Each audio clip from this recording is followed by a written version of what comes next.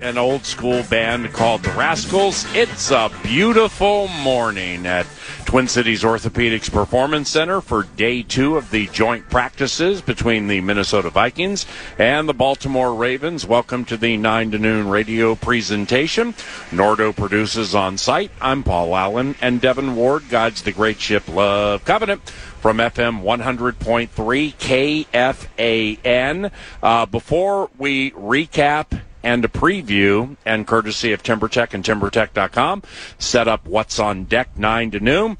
Covenant claps are required for the Minnesota Twins for sweeping the Atlanta Braves. All right, Hey, the Twins, you're at a football joint practice. Common will be here noon to 3. During the practice, it'll be a fan family reunion again. Okay, so you're like, all right, well, we're happy for the Twins. They just got swept by the Phillies. But they just swept a Major League Baseball team featuring the likes of Matt Olson, Ron Acuna Jr., and Drake Baldwin. Covenant claps for our squad sweeping somebody with big names. But here's the A topic. As of right now, the Minnesota Twins are a playoff team as the third wild card team in the American League. Oh, Dustin Morse, go crazy. Oh, I hope you're like driving to work or something like that. But congratulations. Well done, Shelty. Sure would be great if we could manipulate a way to get Derek Shelton to the State Fair to join the 9 to noon show so everybody could hear from a manager that has a perceived woebegone baseball team in the playoffs right now, a half game ahead of the Texas Rangers. Now, for this baseball team, the rubber is going to meet the road. Well, it kind of meets the road at all times when you're trying to get back to 500. You're trying to hold on to a wild card spot. So, yeah, every series is big. But a week from tomorrow, the Chicago White Sox are in town. Yeah. Those are the leaders of the American League Central. That's the team that has the Montgomerys, and they have the Murakami, and they have the Vargas, and they have the Davis Martin. That's the target at which to shoot. The Chicago White Sox are here next week, and that should be a lot of fun. So well done, Minnesota Twins. Well done, Shelty. And, man, we sure would love to see you or the general manager, Jeremy Zoll, at the State Fair, because a week from today, 9 to noon, is at the State Fair. We're at the State Fair a week from today. 2 hours of 9 to noon, and then the PJ Flex Show from 11 to noon, on air, on site, on demand, and on fire from the State Fair booth, the KFAN booth at Carousel Park a week from today. Also, the Vikings and Ravens this Saturday, noon, simulcast, Fox 9, KFAN. KFAN, vast and ever-expanding audio network throughout the upper Midwest. A couple of things to know. General Manager Nolan Teasley will join the broadcast for the third quarter. General Manager Nolan Teasley will be in the booth with yours truly, Bursich and Nacho. And that'll take place in quarter 3. And safety Joshua Metellus, who had quite the good day yesterday, day 1 of the joint practices against the Baltimore Ravens. Joshua Metellus will be on the sideline, mic'd up for the fourth quarter of the game this weekend. Simulcast, Fox 9, KFAN, KFAN Minnesota Vikings Audio Network, and the faux boom takes place at noon. Now, yesterday, at Twin Cities Orthopedics Performance Center, day 1 of the joint practices. You know, Nordo and I came to day 1 of the Baltimore joints, and a fan family reunion broke out. I mean, we had Common, we had Tenna B, Nordo, Saucy, Rosie, Seahawk, Muss, cameos from Gessling, Alec Lewis, Kyle Yeomans, the new Vox for the Ravens, felt so comfortable with this fan-family reunion, he hung out with us for 2 hours. Kyle Yeomans, the Vox up here, talking about the Ravens and the Vikings. That was sweet. It was a special day on the perch. And Nordo, when it's days like that, where the overstimulation vibe is in the air, you have something going on at every blade of grass on every single field. Yeah. It's overstimulation, but the fan-family reunion on the perch with just so many people coming in and out. Adam Thielen stopped by. Members of Vikings PR stopped. I mean, we had so many people stop. PJ Fleck stopped by. It was super sweet. It has a party feel out here. Oh, yeah. At certain times during the joints, doesn't it? It was chaotic and zoo-like. You know, I just got to say, I love the people we get to work with, PA. Amen. And we don't do this, whether it's time slots, it's schedules, it's 3-job terrorism, it's 3-daughter terrorism, all those things. I don't get to sit and hang out and shoot the bleep with Muss or Hockey very often. I don't get to do those things. Right. And so it does become a party on the perch. We got Common eating lunch while doing radio right in front of us. I mean, the whole thing's a spectacle. Party on the pizzle. But in the end, part of this, it is a party and it is a celebration as football season nears and nears.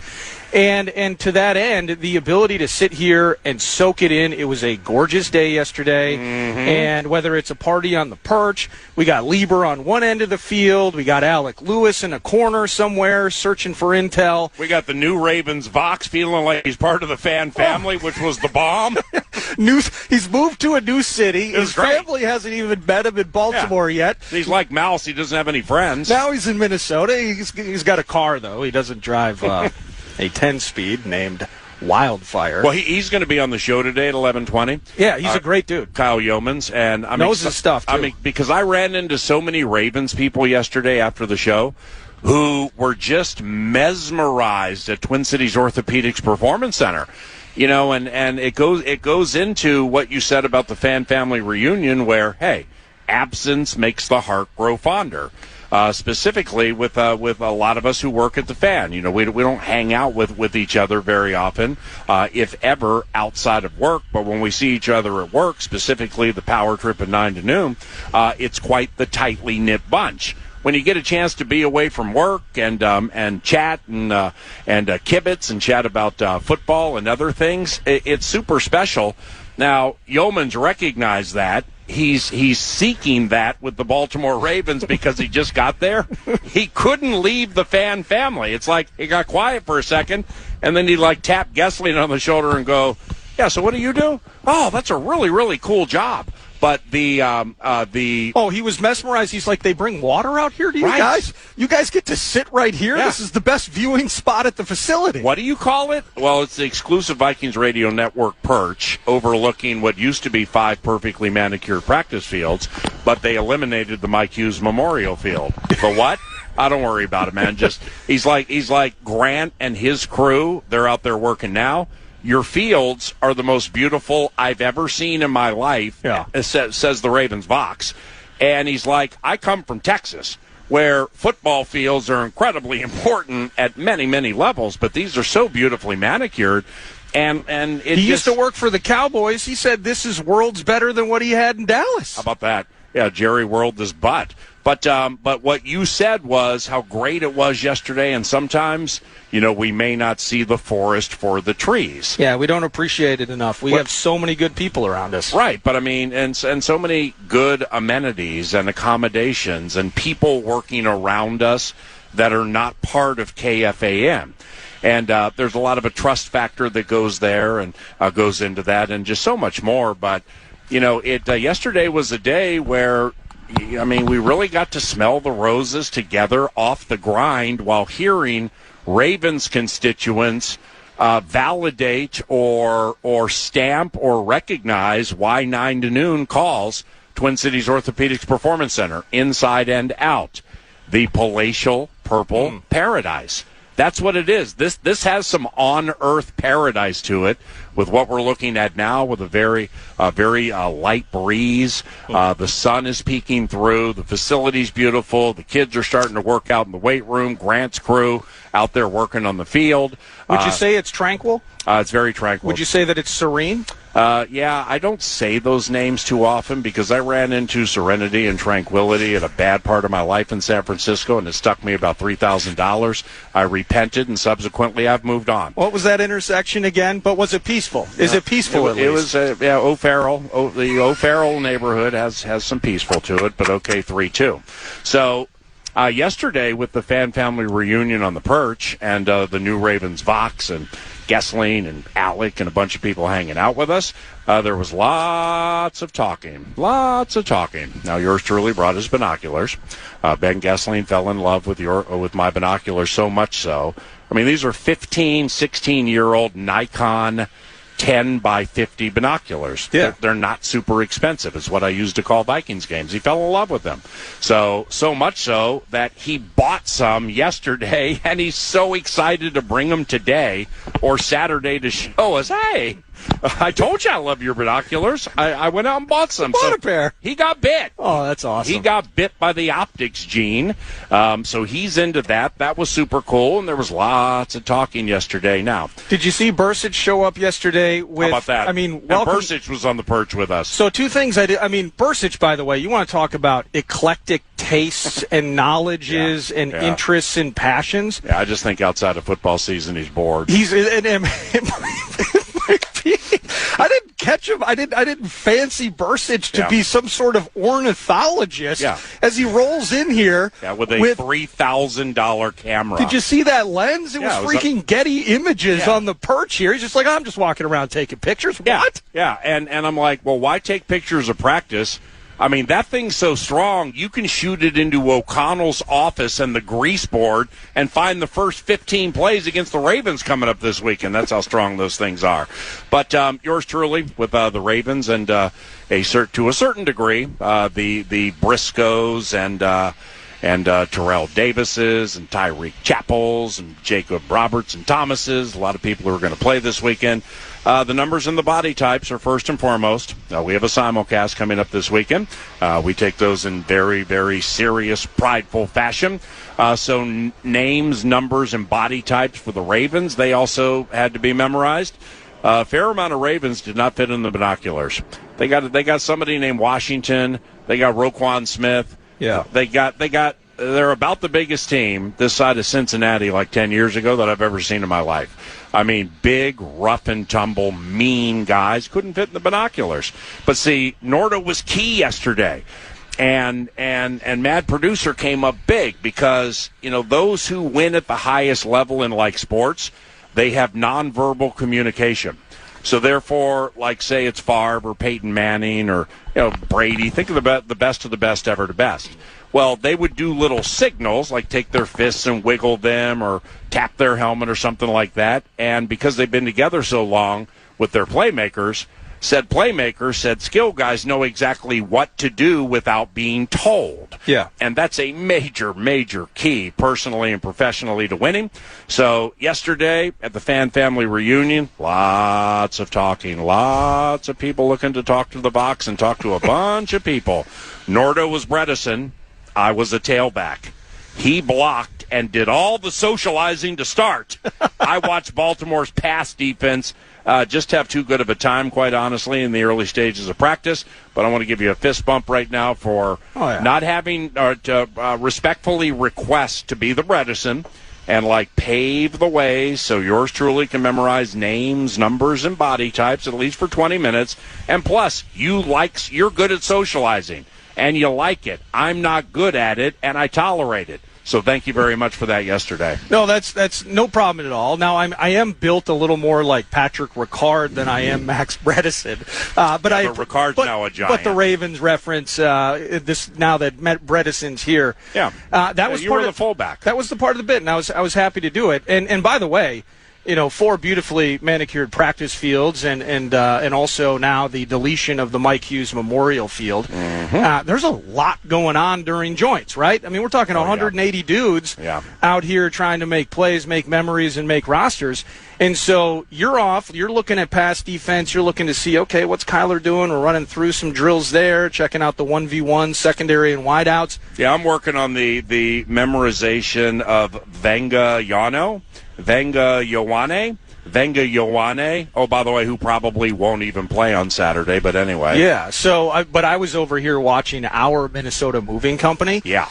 Go 1v1 against all that size. So once I was finished with my blocks, and Mr. Yeomans and I were able to settle into the left side of the perch as our O-line versus their D-line was lifting off. The new Ravens Vox was all over the perch chatting with everybody. He wants friends so badly. And you know what? I consider him our friend. He's our friend. He's now our buddy. He's been adopted into the 9 to noon Love Covenant. I might try to get him $1,000 a month and come on weekly to talk about the AFC. But for the first half hour, after stretch is completed, I'm just watching. You say you couldn't fit all that size into your binocs. I couldn't fit it into my freaking peripherals from the perch here. Yeah. Because whether it's Broderick Washington, you mentioned him, it's Travis Jones. Yes. I was just joking about the guy you brought up yesterday. CJ Okoye. Yeah, he's massive. He's the largest guy on the field, and maybe one of the larger guys I've seen in my adult life. Well, they have big guys, but the big guys are also twitchy. Yeah, the big guys are twitchy, and so they brought him for days. Trey Hendrickson, by the way. Trey Hendrickson's got a little bit of cool cat to him because he was not participating in the 1v1s over here. Right. We did see him in some 11v11 situations on the middle field later in practice. He and Darisaw hooked up like a couple of rams on the prairie, just stalemating. I never saw myself as being responsible for the Christian Darisaw hype tour. What happened? Into the season. What happened? He's taking no prisoners. It's so good, and he is playing so mean right now. He was 50 feet from me, dominating everything. Was he really? That Minter's crew was throwing at him on that side. Now, Brian O'Neill, in the one-on-ones? In the one-on-ones, just eating people alive with no mercy. And so, does that mean he's back? I'm ready to say in mid-August, he's back. Yeah, he's back. Number 71 is back. Yeah. Hey, Christian, don't call it a comeback because you've never been gone. So whatever wonky 2025 was, he's happy, he's healthy, the media's talked to him. You can catch that vibe just by following the team and being a fan of it. Seeing it in person here, he's mean, man. He is ready to freaking go. And just seeing those 1v1s there, then getting to see the 11-on-11s, the cliche of defense started a little bit faster. That was certainly in play for a large part of yesterday's practice. Dallas Turner was unblockable by every Raven they put on him. Turner, I'm not kidding. Ruining people's days yesterday. And he was even credited, albeit, it's practice and we don't hit people. I think he was credited with a couple of sacks yesterday during the drills at camp. So he and Blake Cashman have had two of the best camps of anybody on this football team. Well, Cashman, not just feeling good, feeling healthy, and all of that.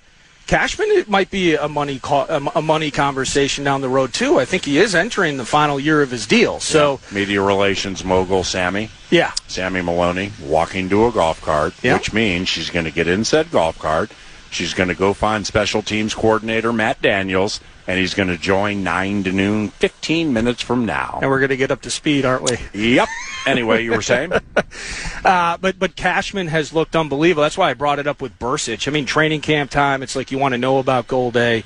You want to know about the kids. Where's Caleb Banks at, et cetera. Playing lower pad level. You want to hear about those things. Those things matter. Yeah. But Cashman has looked as good as any member of the Minnesota Vikings all camp. Shooting out of a cannon right now. All right. Blake Cashman is. So yeah, it's happening. So it is happening. We get another freaking day of it. I don't know how I'm going to deal with it. No, the other thing's happening. Oh, it is? Elongated segment. Are we going to have to make it happen? Yeah, you like your washer-dryer? You got to do it. Do you like your washer-dryer? I love it. It's been terrific. Steve's Appliances, that's where he bought it from. Ask me about my French door fridge with the beverage drawer. Oh, you got that too? Oh, Steve. my man. Ask me about my dishwasher. Yep, and guess what? Dishwasher, French doors, washer-dryer, fast delivery, free recycling. They took on Nordo's L's for appliances and recycled them at no charge and a guarantee low prices. What about my double oven range? Double oven range. It'll be cooking out here today with the Vikings and the joints. Vikings and Ravens and the joints. StevesAppliances.com. Summer clearance sale right now. If you bundle stuff like a range and a refrigerator, the bundling opportunities at Steve's Appliances right now, second to none. StevesAppliances.com, big old showroom in Mounds View. Brian, Jordan, and Sarah, second to none. Those are the names. Mention 9 to noon and KFAN sent you, and you'll save money, get that free recycling, and guaranteed low prices. StevesAppliances.com. See, with the joints, and when Alec Lewis joins at 11, this can be problematic for people like me and Alec because there's so much overstimulation on the fields. It's overstimulation central. There's something on every part of every field. Then next to it, just when you get honed in, I don't know, hey, there's Hall of Famer Randy Moss. Hey, there's Adam Thielen. Oh, they're talking to each other. That's sweet. There was a Marshawn Lynch lookalike guy wearing a Raven sweatshirt that just fascinated me the whole day. You had P.J. Fleck, Tanner Morgan. The stars were shining yesterday. Did we confirm whether that was Marshawn or not? I didn't. I was afraid to walk up to him. So what did we see with all this? A couple of things you need to know.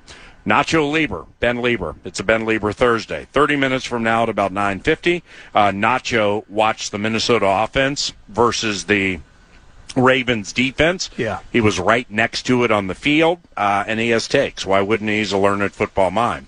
He joins 9 to noon about 9:50. Ravens Fox Kyle Yeomans. He loves Chuck D, Charles Demings. That's another thing that popped up on the family reunion perch yesterday. Kyle Yeomans from Texas, Chuck D, called him Chuck D. Well, I guess he's also from Texas, and they know each other. So he went up and was like cutting it up with Charles Demings. So he'll tell us about that and much more, and he joins at about 11:20. Baltimore's overall size, especially the defensive line, is quite imposing. They were doing something early in practice. I'm not sure if the Vikings worked around it. You had the likes of Blake Brandel and Brian O'Neill, two valued members of the Minnesota Moving Company, after practice, basically saying we didn't run it nearly as well as we need to run it. Now, FIRA, Fairness and Running Game Act. We've been going against the same defense for 3 weeks, and they play a certain style. We needed to see this. We needed to battle this type of size because they don't play the style Flores plays. Yeah. And what he meant was, there was part of it yesterday where when the Ravens, they move guys very late and they end up with Roquan Smith, Trey Hendrickson, and Kyle Hamilton on the same side of the line. That copyright sauce, that was some messing of the peas. Well, it's high. Hide the women and children when they do that. Holy cow. It's high. Think about what teams are pondering when they go against B-Flow PA. Yeah. It's going to look different, but philosophies can be similar, where it's the Vic Fangios, it's the Flores, it's the elite defensive minds, just with this open chessboard, and there are no rules, PA, and you can put things in multiple different spots. Yeah. And the way we've employed at Metellus, we've employed Hitman over the years. It was kind of fun to see our defense working against, or our offense working against, kind of a graduated version of that. I thought it was awesome. And to your point on the other field, the Ravens offense struggled mightily. Yes. I corroborated what I was reading and seeing from here with Baltimore beat writers and some Jesse Minter, coach of the Ravens, comments. Basically the same thing. We've gone against each other and for so long that you kind of get to know tendencies. Well, then all of a sudden we roll in here and we got 8 guys strewn across the line of scrimmage. What are we supposed to do? So it led the Vikings defense actually dominated yesterday. It did, which makes today fun because now they watch film, the adjustment, they correct, and the expectation for the Minnesota Vikings today when we watch practice from noon until 2 is they desperately want to have some domination to their running game. So they want to fix some things and show that they can dominate against these beefeaters. Conversely, the Ravens want to get around this Flores blitz package and make some plays down the field. It's like I'm going to tell B-Flow what goes into being brilliant, but I'm going to try right now. Honestly, if he went 4-3 Tampa 2 drop, today, they'd have no idea what to do. They're so tripping. They're tripping out so much over the blitz. If he goes 4-3, Tampa 2 linebacker drops, crush him again. Hey, it's a sore spot for Vikings fans, but you mentioned his name, man. Kyle Hamilton looks so good up close. Yeah, it's close. It's. I mean, I've seen him before. Yeah. Like the Vikings played the Ravens, so I saw him on the field in uniform last year. What an impressive physical specimen he is. Speaking of impressive, Matt Daniels, special teams coordinator for the Minnesota Vikings, should be joining us around the corner. Quite the impressive individual. And a vivacious, loquacious interview is coming your way, part of the Timber Tech What's on Deck set list. Nordo produces on site. I'm Paul Allen. Devin Ward guides the Great Ship Love Covenant from FM 100.3 KFAN. Back after this. Don't let summer catch your AC off guard. $26 tune-up at Gens Ryan. Learn more at...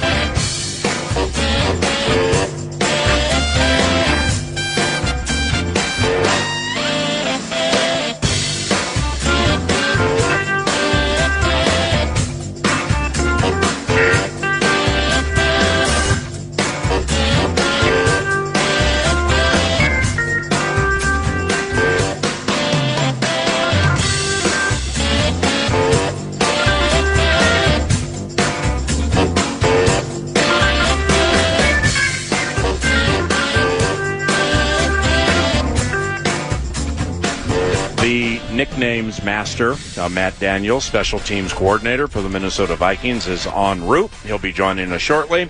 Also from yesterday, sadly, the Ravens lost their starting center. What's his name? Danny Pinter? Danny Pinter, yeah. Yeah, they lost their starting center, and he left on a cart. So I haven't looked up how bad it was, but that's as we said into these joint practices. The topic for the Minnesota Vikings is leave these things injury free. Indeed. Yeah, the Texans. I don't know if it was during a joint or whatever, but Jaden Higgins, one of their best receivers, they lost him, I think, for the season yesterday. Wasn't Higgins one of those highly touted Iowa State cats? Mm-hmm. Yeah, and well, if just 40-some catches, kind of a mild rookie season, but 6 TDs for them. Jeez. And obviously the way that they're adding, they have big-time aspirations down there in Houston. So that's an awful loss with Higgins and I believe the ACL. With the Vikings, we have the fat Jamal Adams out. So there has been an injury situation here, but they mostly have been injury-free. And that was a lot of fun yesterday. And speaking of a lot of fun, holy cow. It's a good-looking guy like you doing at a place like this.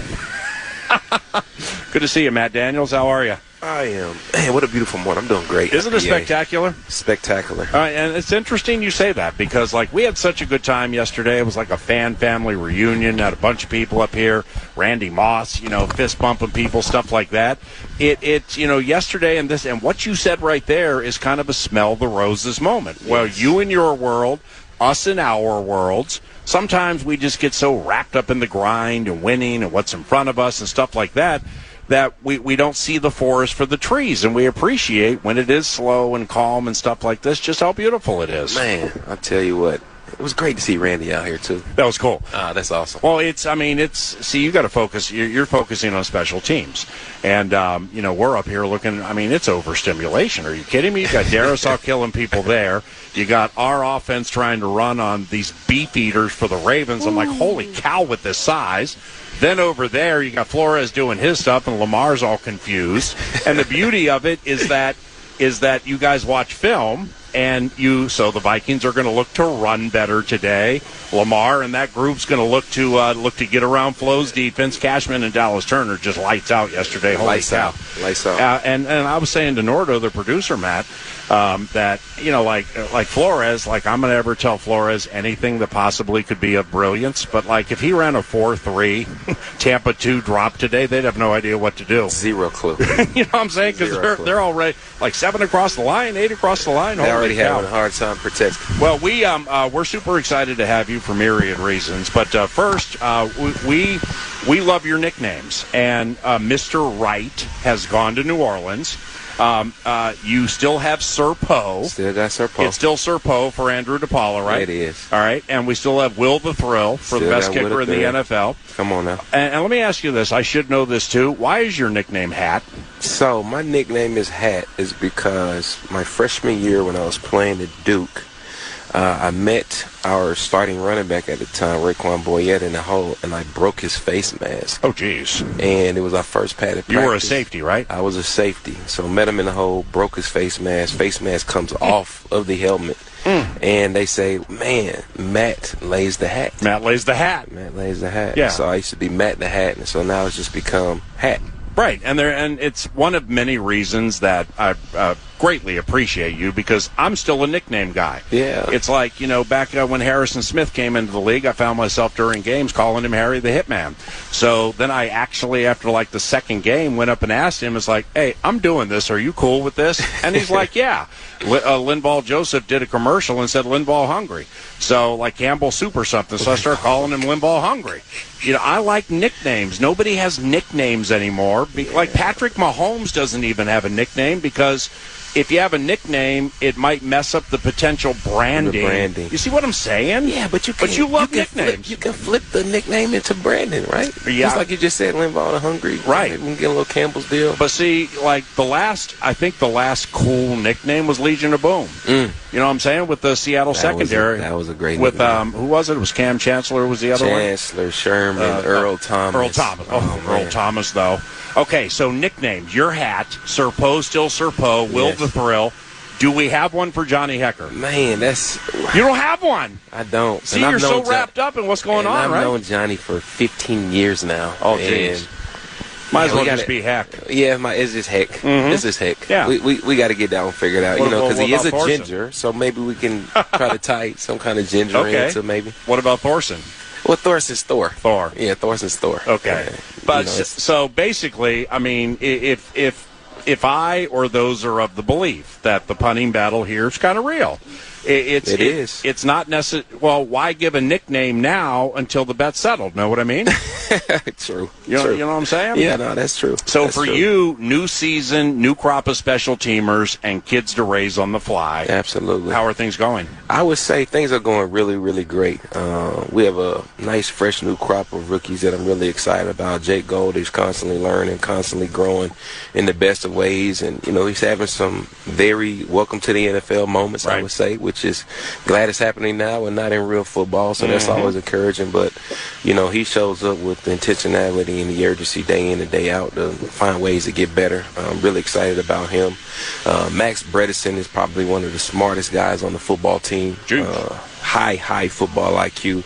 And, what you love the most when you start talking about, who we are and what are we about from a special team standpoint. Like, we're looking for guys who are courageous, versatile, and most importantly, problem solvers on the fly. And Max really fits that mold because he figures things out. He makes people right all the time, constantly, whether it's a fit, whether it's from a blocking construction standpoint. And I'm really excited about what Max Bredesen brings to the table. Good for you.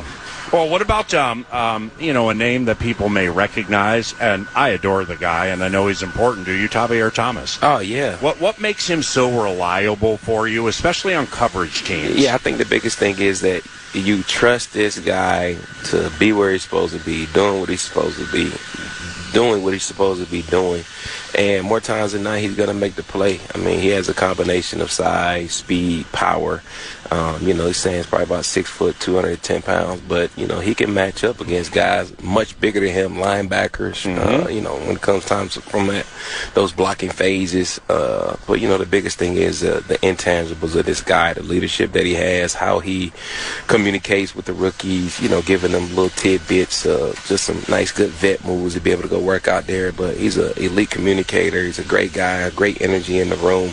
And, he's been doing this now for over 10 years. And so he's got the savvy vetness figured out. And he's a guy that's probably one of the most trustworthy and reliable guys. And, the guy's just, flips the switch and understands what his role is, what his job responsibility is. And he goes out and executes at elite level week in and week out. And, it's hard to knock that. Will Reichert has, you probably won't say it because ProFootballTalk.com may pick up on it or something like that. I think he's the best kicker in the NFL into this season. And, like last year on that Sunday night game, I think Aubrey had made the Pro Bowl or whatever. Oh, yeah. Everybody was on Brandon Jock and stuff, and Will went in there and outkicked him. And he's never missed an extra point, 69 of 69. I just love the guy, man, specifically given so many games are close. What are the keys to coaching Will? Yeah, I think the biggest thing with Will is that, the good ones want to be left alone and the great ones want to be coached. Yeah. Hard. Right. And, Will is, a lot of people probably like to say it about specialists, but Will is truly a perfectionist. He's chasing perfection week in and week out daily. Not to say that he's ever actually going to get there, but he's chasing it. And, that's really what you love the most about this guy is how he comes, his intentionality. Even when it's a non-kicking day, this guy is still working, right? Working on lines, working on contact, hitting agile bags just to make sure that, everything is still fluid and right where you want to be at from a technique and fundamental standpoint. So, I thoroughly enjoy working with this guy. He's got a great sense of humor, a great personality, yeah. He's a good energy in the room. He doesn't ever really say too much, but if Will ever does have something to say that bothers him, you know that it is a true ick. Yeah. Because this guy usually doesn't say too much. But if he does raise his voice or he does have something to say, you definitely want to listen because it's something worthwhile. Matt Daniels, special teams coordinator for the Minnesota Vikings into his 5th year. Very well respected at what he does. The producer here, Nordo, he would corroborate this. But, it's like, when I talk about your punter situation, I don't talk for like 10 minutes. I'm just like, I come to most, if not all, of the training camp stuff, and I'm watching it, and I'm like, geez, holy cow. This thing's it's not my job to have you proclaim on the radio show who's going to win and why, but it just seems with a crafty vet versus a Ray Guy award winner, this is a pretty good little race, isn't it? No, it's a really good race. I would say for both of those guys, between Heck and Thor, they've been doing a great job of, really helping one another. Heck has been doing a great job of kind of being a mentor and helping Thor along just in terms of routine. What does it look like from a day-to-day basis as an NFL punter, being as though he's done it for quite some time now as an all-pro and, Pro Bowl player. But, yesterday we had the opportunity to go out and punt, and both those guys had a really good day.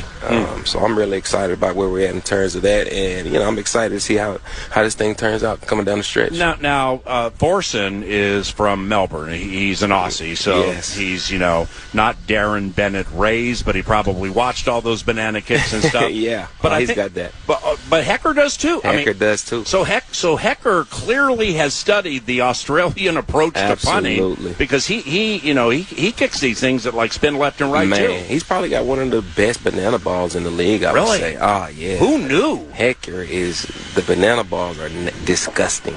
What is a banana ball for those who don't know? Right, so a banana ball is, traditionally you have a spiral punt or you have an end-over-end punt. An end-over-end punt being kind of like your typical routine kickoff look, right? So the ball is just flipping over. A banana ball, so a punter's going to actually turn it sideways. Almost kind of looks like a watermelon in a way. Wow. Or banana, you want to call it that. Right. Right, and so they end up hitting right down the middle panel of the football, and now this ball is turning left east to right. and west. Right. East and west. Is it hard to catch? It's very difficult to catch. And I would say Jordan Stout actually hit one last week in the Giants game. Yeah, Jordan Stout's good, by the way. He's really good. And Ty Felton did an unbelievable job of fielding it. Most returners are typically not catching banana balls because of the difficulty level in trying to track it and catch it. And, it's a very difficult ball to catch. It has a ton of movement on it, and it has a ton of late movement on it, which makes it really, really tough for punt returners to be able to square up and catch it. Yeah, and Hecker's the punter who passes. Now, this side of Ray Guy is one of the greatest in the history of the NFL. Of course, you know that. Hasn't thrown in a while, but he's like 15 to 26 for like 150 and a touchdown, so the punter can pass. He can pass. But Thorson, this fascinates me, and you were doing your walk before the Giants game at MetLife Stadium. I hit you with this, and you had like 5 seconds to talk. But I didn't know he didn't hold at Georgia. No. So they use the quarterbacks to hold. Dooley uses the quarter. I don't watch much college football. he uses the quarterbacks to hold. Stockton. Okay, so Thorson is holding in big spots. Big spots. For the first time in ever? Ever. What's in the he football doing? game. That was his first time. The Giants game was his first time ever holding in a live football game. Yeah, so like Reichert comes out for his second field goal, and then the extra point, it's Thorson. It's Thorson. Got Bursich and Lieber and Justin Jefferson's on the microphone, and they're freaking out over Miles Price and stuff, and I'm like, hold on, guys. This Brett Thorson moment's big. Huge. It's huge. And, he's after the football game, he even, admitted, like, man, that was a lot easier than practice. I'm like, that's great to hear, Thor. Why would it be easier than practice? Yeah, I don't know. Maybe you push him hard. Yeah, push him hard. That's what that does. Push him hard. You got to push him hard. And, Will's very critical of the hold, too. And, these big things, just get it down. Let's make sure the laces are where they're supposed to be pointed. Yeah. And, the whole Georgia Kirby Smart thing, that's really kind of a Bill Parcells thing. Oh, it's Kirby Smart, not Dooley. Right. I was tripping. Yep, Kirby Smart. And came from a Bill Parcells, hence why Tony Romo was the holder. Right? When that playoff game. When the playoff game. Oh, and they botched you, right? And they botched it. Wow. Right? So that is where it comes from. So it comes from Bill Parcells to Nick Saban to Kirby Smart. Because really, Will Reichert was really the one that changed that whole narrative and situation from an operations standpoint. So it wasn't until Will's sophomore year did Nick Saban say, all right, we're going to have the punter start holding now. So Will Reichert kind of changed it to Alabama, but it's still going strong in Georgia. That's fascinating. A couple of quickies to close here for Matt Daniels, special teams coordinator, Minnesota Vikings. The joints at noon today. Vikings and Ravens, day 2. Damon Claiborne clearly is quite gifted. Has some wild card to him, right? Yes. As he picks this whole thing up, man. He's so gifted. What do you think? Man, really excited about this player. Explosive. And I bring it up because you used him on kick return. Yeah, I did. Wanted to go ahead and get his feet wet. We want to do any and everything we can to put the ball in this guy's hand. He's explosive. He has short area quicks, lateral agility, can hop, skip, jump in an instance, burst. So you just get really excited about what he can do because the level of talent that he has. You can't put a level premium. It's premium, and so there's going to be nuances to it, to where he's got to learn how to set returns, ball security is always going to be at a premium with this guy, and so it's the collegiate level of special teams is far different than it is in the NFL, and so it just takes a little time just to adjust right to they got the old school kickoff. Right, they got the old school kickoff. We have the dynamic kickoff. It's much different lanes where you want to hit it at, how you got to press it, how you got to set blocks up, second level blocks. And so it's a ton of nuances to it, and so we want to continue to get him as many live reps as we can, just so we put him in a nice, good, confident position moving forward. And Damon had a couple of kick return touchdowns at Wake Forest. He did. Do you are running backs really are running backs the right guys to have on the dynamic kickoff with those linebackers and everything and all tight corners? Ton of big bodies, a ton of close quarter combat. You definitely want to have a bigger body back there. I think tackle breaking is always going to be at a premium when you start talking about kick returners. Whereas your punt returners, you want to be more agile, be able to make people miss in a phone booth. Whereas, you get into that kick return world, these guys are taking a ton of hits, And so you just want to make sure they have great contact balance. They can break tackles right there, and they're not afraid to get downhill to be able to hit a hole because, things close up fast. Last 1.5 for Matt Daniels. Miles Price is catching everything, which is terrific. He's catching everything. Probably making somebody's life difficult on the offensive side, but from your standpoint, he's catching everything from all the quarterbacks, too.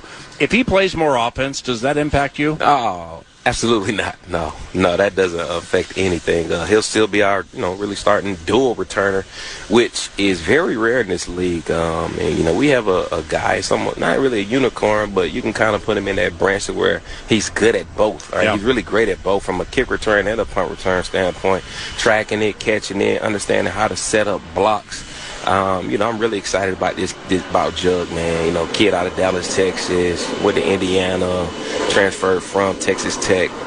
This guy is a bright joy to the room. And, you know, we kind of consider him to be an elevator.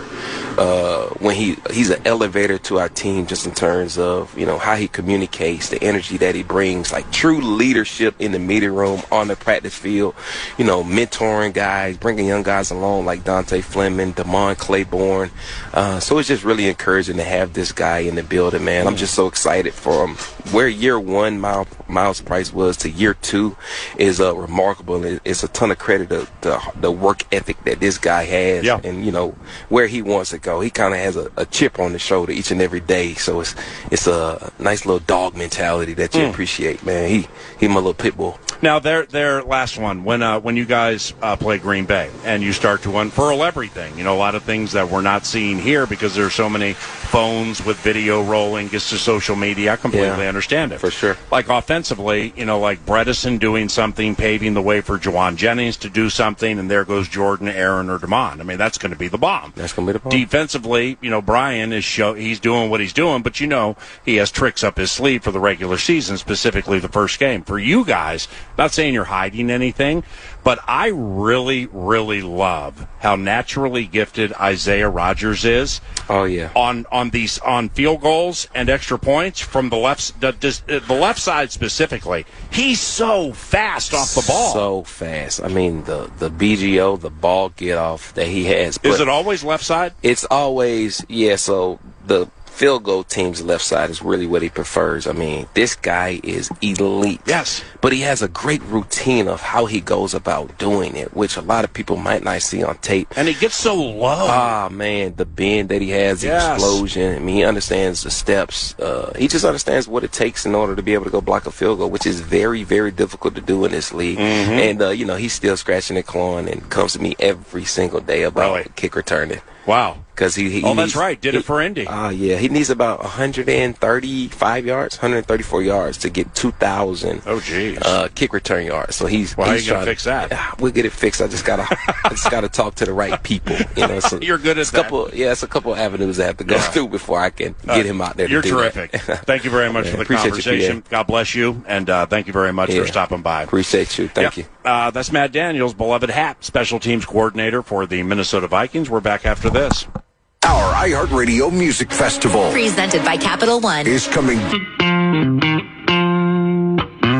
Here comes beloved Nacho Lieber, Ben Leber at Nacho Lieber via X.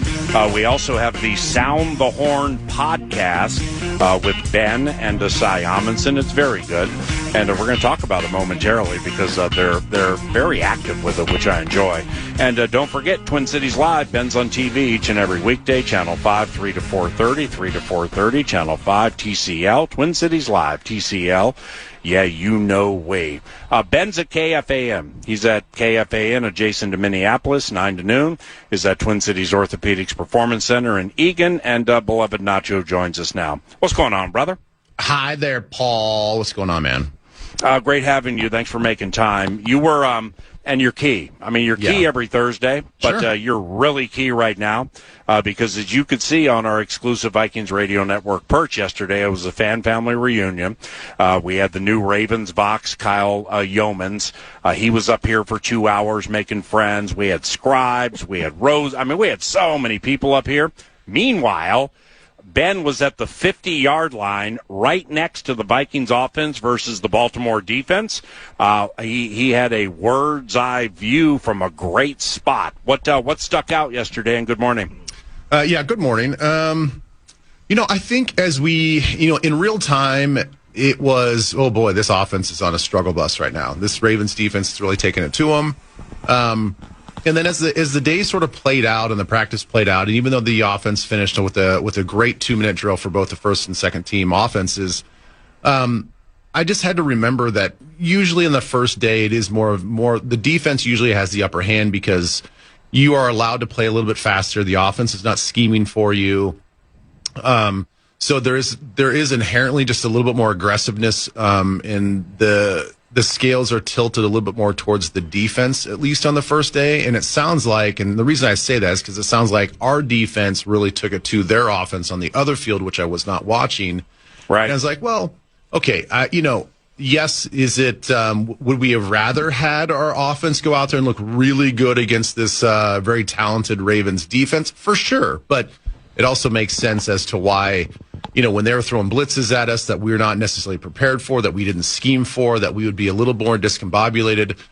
It does make sense. But it was, in real time, it was kind of disappointing to see how our offense just struggled to get guys open and really connect on a lot of passes.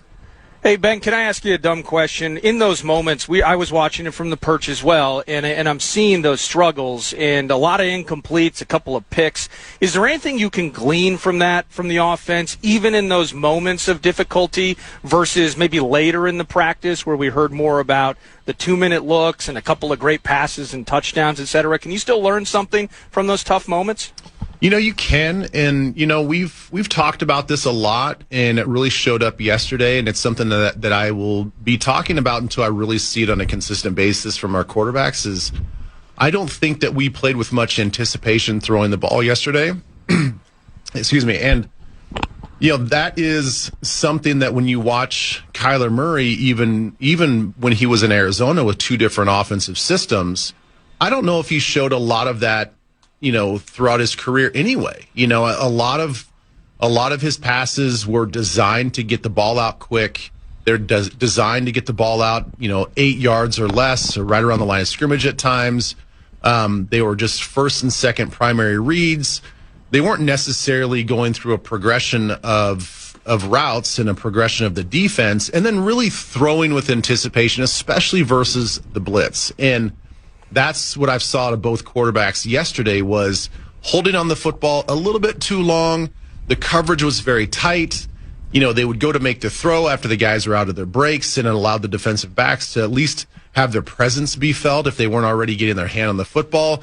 And it led to just inaccurate throws, and it led to a lot of contested passes. So that's something that I would love to see improve as the weeks go along here.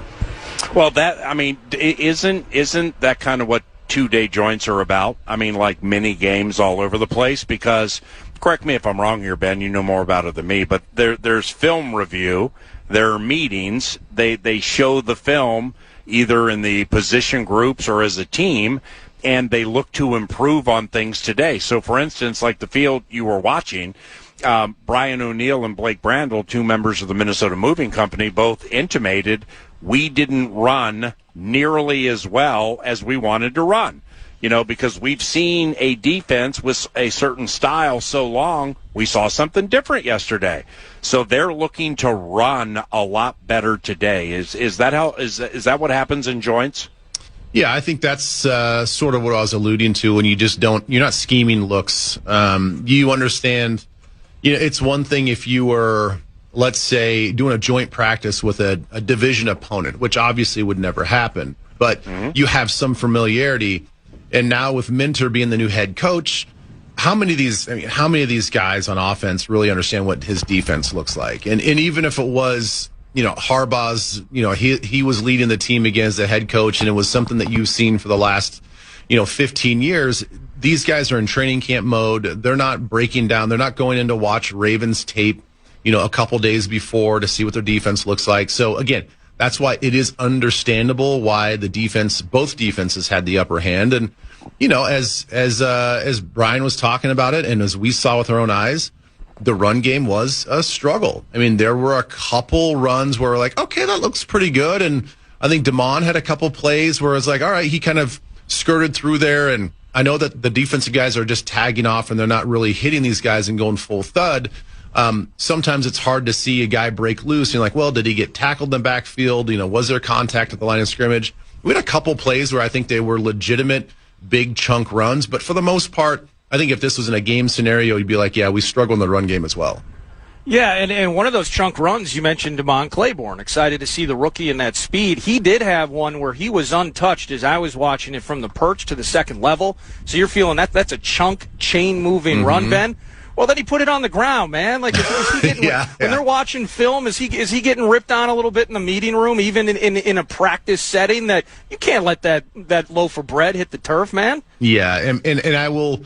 When I was watching that, of course, you don't want to see the ball on the ground. It was at the end of the run, and I know what these guys are thinking a lot of times is he's kind of throttling down. He's probably taking a little bit of focus off the ball security. The defender is playing at a different speed as he's running up to tag off the ball carrier, and they're taught to always punch and strip of the ball no matter what. So it was kind of a bang play, and I will give him a little bit of an out because I do think that if he was in a real game situation in the open field like that, he probably would not have dropped the ball. But I think given the fact that he was throttling down just a little bit, but yeah, it was. I agree with you. It was a little bit of this sour note to an otherwise really good run, and everybody was like looking for that little bright spot in the run game, and then you saw it, and you're like, oh yay, oh no, yeah, you can't do that, young guy, and it sounds like it's something that he struggled with a little bit in college as well. So I think that's another thing that people are like, oh, here we go, like you got to have ball security if you're gonna answer those question marks from college and, really make your mark and earn the trust of the offensive coaches. Well, I mean, I saw that run to the right side, and he had both his arms around the ball. And then he took one arm and hand off and went to one hand right at the end of the run, I think because he thought it was over. So I lean kind of the way you looked at it, but when you fumble 10 times at Wake Forest and you lose 7 of them, and I think he had 5 last year. I mean, that what's a bigger talker with DeMond Claiborne? Making sure ball security is exactly where you need it to be because he's going to play, or the fact that sometimes, I think the way I put it is sometimes with his plays, he's the peacock, but sometimes he's the feather duster. Like McCarthy comes in last game, very first play we have a busted play, perhaps because Claiborne might have gone the wrong way, but then you have these dynamic moments that we see from him. So where's the focus? Like getting up to speed with the plays or the ball security? Well, I think that if there's one player right now that is truly still drinking out of the fire hose, it's him. And, everybody is seeing the individual parts and the moments, as you just mentioned, and get really, really excited about it. But it's not just the receivers that have to really understand this offense. We do so much with our backs and all the different positions and all the different types of pass plays and all that stuff, and kind of the gadgety type of plays that you really got to be in the playbook. And so from that aspect, it's hard to show off what you can do physically when you're still thinking about, okay, where do I line up? What is the mechanics of this either this run or this run fake, or what am I supposed to do? And then you got to go out there and actually perform once you get the ball in your hands, and then do all the things that you're supposed to be doing anyway. Show off your physicality, and then also protect the football in an environment where you've never played against a level of athletes that you're playing against in that given moment. When you're playing against the New York Giants last week, and you got a smattering of starters out there, and you got some second teamers out there. That right there is the best defense he's ever played against in his entire career. So, right.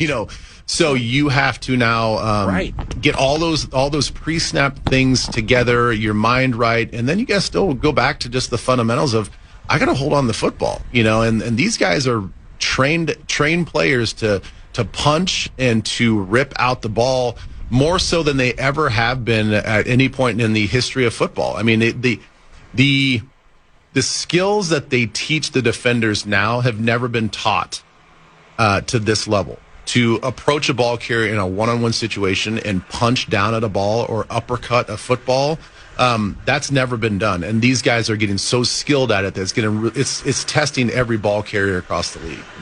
Now, the Baltimore Ravens have a second-year corner who wears number 31. Second year from Western Michigan. He's deep on the depth chart. His name is Bilal Kone. He happened to end up somehow in a one-on-one with Justin Jefferson yesterday, 18 versus 31. Jefferson broke his ankles twice. I mean, you don't see multiple moves as smooth as Jefferson unfurled yesterday on this Bilal Kone. But Justin darted left. Kone's ankles were broken there. Then he weaved back to the right, got his ankles broken again. Did you happen to see that one? Is that the one that's going viral right now on all social media? I did see a clip. I did not see that particular one, but come on. Holy cow. You can't. I mean, that's not You can't put a feather in your cap against a second That's a great guy point. from Western Michigan, you know? No, that's a great point. You know, What I did see on social media, Rashad Bateman or Zay Flowers, I think it was Bateman, got behind, just Ravens Twitter was just really all over this one play. Well, with respect to the guy, he got behind Tyreek Chappell, undrafted from Texas A&M. And it's like, they're like, they're making him sound like a combo between Tyreek Hill and Mike Evans with the way he played it and everything. So I completely understand that. Do you, Blake Brandel snaps? All right, there were some low snaps, and there was a lot of talk about this at training camp yesterday with some media members with whom I was chatting. I guess maybe I haven't been watching closely enough and looking at social media closely enough. Brandel snaps. Is there any kind of a concern? I think that there might be a little bit of a concern there, just because you want that operation to be mindless. You don't want to have to think about the snap, the thing that starts every single play, and especially if we're going to be in a little bit more shotgun this year with Kyler Murray at quarterback than maybe in years past. You want that operation to be super smooth, and you want it to be 100% flawless all the time. And if we were breaking in a new long snapper and we were hearing reports of this snap's not always consistent, just kind of dribbling the ball back there a couple times, that's a really important piece of the play. So what is there to it? I don't know. Brandel is 6'5" and tall guy. He's snapping now to a 5'9" quarterback, 5'9" quarterback that is so it might be one of those things where it takes an adjustment of mentally, like, okay, I've got to lower my target more so than maybe a Carson Wentz. And maybe sometimes in those moments in practice where maybe you're getting a little tired and you get a little lapse in judgment, like maybe that snap is a little low because you feel like I can't snap this ball at this guy's forehead every single time or at the top of his head. I do have to snap it lower. Maybe that's kind of getting into his head a little bit. Can you live with some imperfections on the snap? If it's leading to turnovers, you can't live with that. I get it. Can you live with that ascending and getting better over the course of time? If the blocking is good, if the run game is working, if he's holding his anchor and we're not letting fat guys in the middle get through and put Kyler on the ground or make him bail out earlier. Can you live with some of that if the blocking is good? Yes. You can. It just depends on how bad are the snaps. Or if you're talking he snaps it at his kneecap a few times or down to his shins, and he's got to make a slight adjustment. Okay, we can live with that. But if the ball is, bouncing back there a couple times, then obviously it's not good. I do think that in the grand scheme of things, am I super concerned? No. Is it something to watch? Is it something I'm sure that he's really got to focus on, and when they do their pat and goes and all this stuff before practice, he's really making an emphasis like I have to solely work with Kyler all the time. I'm sure that is all taking place, but keep in mind, like you said, the blocking is probably the most important. You could have perfect snaps out there, but if you can't block the guy in front of you and you're a liability and a weak link in the offensive line, well, then they're going to find another guy that can hopefully do that. So it does sound like from that aspect, he's doing pretty well with the blocking. Did you happen to run into Bursic yesterday with his $3,500 camera? I did not. Yeah, Bursic was here, but he was here from a photography standpoint. He sent me like 7 pictures last night, and they're beautiful. This camera that he has, that thing's unbelievable. So he's listening right now, and he heard us talking about the ankle breaks with Jefferson on this Kone. So he sent me a picture of Justin Jefferson taking off from the line, and he writes, "This is the ankle breaking route or route." All right, so he's super happy about these pictures. I'm like, who does he think he is, Annie Leibovitz? It's this photography part of the analyst.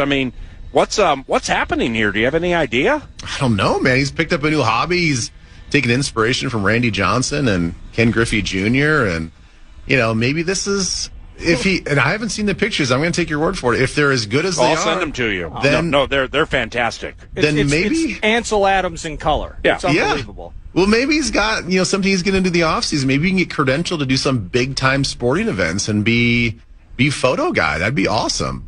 Yeah, I'm gonna send these to you during the break, because when we come back for a short segment, I want to talk to you about how active you and Cy are with this Sound the Horn podcast via YouTube, stuff like that. I just love how fresh you guys keep it. That's going to be next with Ben Leber, plus some more Vikings-Ravens commentary. 9 to noon is at Twin Cities Orthopedics Performance Center. Day 2, the final day of the joints between the Vikings and the Ravens, and we'll get back after it after this. From the 1-800